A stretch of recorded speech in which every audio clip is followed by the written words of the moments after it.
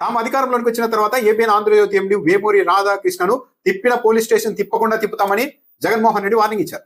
Jaganmohan Reddy warning ఇచ్చిన తర్వాత Telugu Desam party మద్దతుదారులు వైఎస్ రాజశేఖర రెడ్డి వేమూరి రాధాకృష్ణను ఏమీ చేయలేకపోయారు, ఇక జగన్మోహన్ రెడ్డి ఏం చేస్తారు అని అంటున్నారు. మహా టీవీ వంశీ అయితే ఏకంగా వైఎస్ఆర్ఏ వెంట్రుక కూడా పీకలేకపోయారు రాధాకృష్ణ అన్నట్టుగా ఒక వెంట్రుక చూపించే ప్రయత్నం కూడా చేశారు. వైఎస్ రాజశేఖర రెడ్డి సొంత పార్టీ కాదు, కాంగ్రెస్ పార్టీలో ముఖ్యమంత్రి కాబట్టి ఒక స్థాయికి మించి వీళ్ళని ప్రతిఘటించే అవకాశం కూడా వైఎస్ రాజశేఖర రెడ్డికి ముఖ్యమంత్రిగా ఉన్న సమయంలో రాలేదు. నిజానికి వైఎస్ రాజశేఖర రెడ్డి ముఖ్యమంత్రిగా ఉన్న సమయంలో ఆయన బతుకున్నంత కాలం వరకు ఒకరినొకరు పీక్కోవడం అంటూ ఏమీ లేదు. చంద్రబాబు నాయుడు గారు కూడా ముఖ్యమంత్రిగా జగన్మోహన్ రెడ్డి ఉన్న సమయంలోనే మీ నాన్న వల్లే ఏమీ కాలేదు, మీ నాన్నే ఏమీ పీకలేకపోయారు, నువ్వేం చేస్తావు, దమ్ముంటే అరెస్ట్ చేసి చూద్దాం అంటూ డైరెక్ట్ గా చంద్రబాబు నాయుడు గారే దాడి చేశారు. హఠాత్తుగా ఒక రోజు అరెస్ట్ చేసి 53 రోజుల పాటు జైల్లో పెట్టారు. ఆ తర్వాత చంద్రబాబు నాయుడు గారు ఇంకా తర్వాత ఎప్పుడు దమ్ముంటే పీకు, దమ్ముంటే అరెస్ట్ చేయనే మాటలు కూడా ఆయన కూడా వాడలేదు.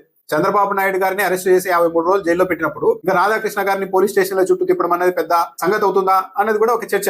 జగన్మోహన్ రెడ్డి ఇచ్చిన వార్నింగ్ పై వెంకటకృష్ణ గారు కూడా స్పందించారు. మీరు స్టేషన్ లో చుట్టూ రాధాకృష్ణ గారిని తిప్పుతామంటున్నారు, అసలు ఫస్ట్ మీరు తిప్పాలంటే అధికారంలోకి రావాలి కదా, మీరు అధికారంలోకి వచ్చేది లేదు, చేసేది ఏమీ లేదు అని కూడా చెప్పారు. 2019 ఎన్నికలకు ముందు కూడా ఇలాగే మాట్లాడారు. అసలు జగన్మోహన్ రెడ్డి అధికారంలోకి రావడం అనేది సాధ్యం కాదు, జగన్మోహన్ రెడ్డి ఎప్పటికీ అధికారంలోకి రారు, ఇది మా శాసనం అని మాట్లాడిన వాళ్ళు కూడా ఉన్నారు. కానీ పబ్లిక్ తలుచుకోవడం వల్ల ఏమైంది, 151 స్థానాలతో వైఎస్ఆర్ కాంగ్రెస్ పార్టీ అధికారంలోకి వచ్చి జగన్మోహన్ రెడ్డి ఒక్కడే ఒంటరిగా ముఖ్యమంత్రి అయిపోయారు కదా. టీడీపీ వాళ్ళు వైసీపీ వాళ్ళని, వైసీపీ వాళ్ళు టీడీపీ వాళ్ళని విమర్శించుకున్నారంటే ప్రజలు కూడా దాన్ని ఒక రాజకీయ పోరాటంగా చూస్తారు, పెద్దగా దాన్ని పట్టించుకోరు, కక్ష సాధింపు అంతగా దిగరు. మేము తటస్థ మీడియా అని చెప్పుకుంటున్న వాళ్ళు ఏకంగా వైసీపీ నాయకుల సతీమణులు అందరి మీద ఆ విధంగా అనుచిత వ్యాఖ్యలు చేసిన తర్వాత వైసీపీ నాయకులు అధికారంలోకి వచ్చిన తర్వాత ఎందుకు టాలరేట్ చేస్తారు అనేది కూడా ఒక ప్రశ్న.